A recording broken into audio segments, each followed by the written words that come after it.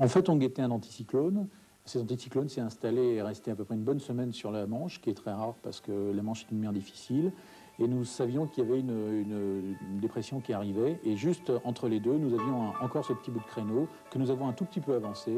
Au lieu de partir le soir, on est parti le matin. C'est-à-dire que nous avons embarqué de Cherbourg avec l'assistance et les jeunes à 21h. Nous sommes arrivés à Poule à 6h du matin. 1 heure de préparation, le canot à l'eau, 7h le départ, et l'arrivée à Cherbourg, 22h35.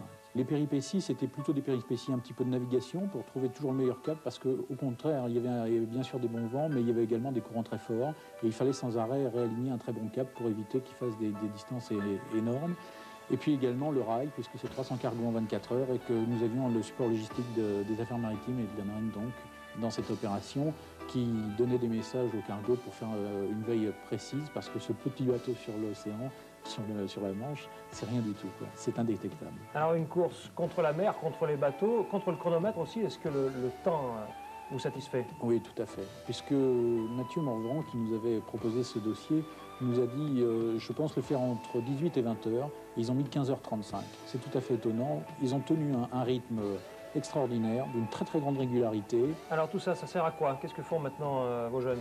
Alors maintenant ils sont en Bretagne et ils ont commencé un tour de Bretagne pour raconter cette histoire, raconter cette aventure et cet exploit, et puis commencer à faire la promotion de Vichy aussi, qui les a aidés dans cette opération.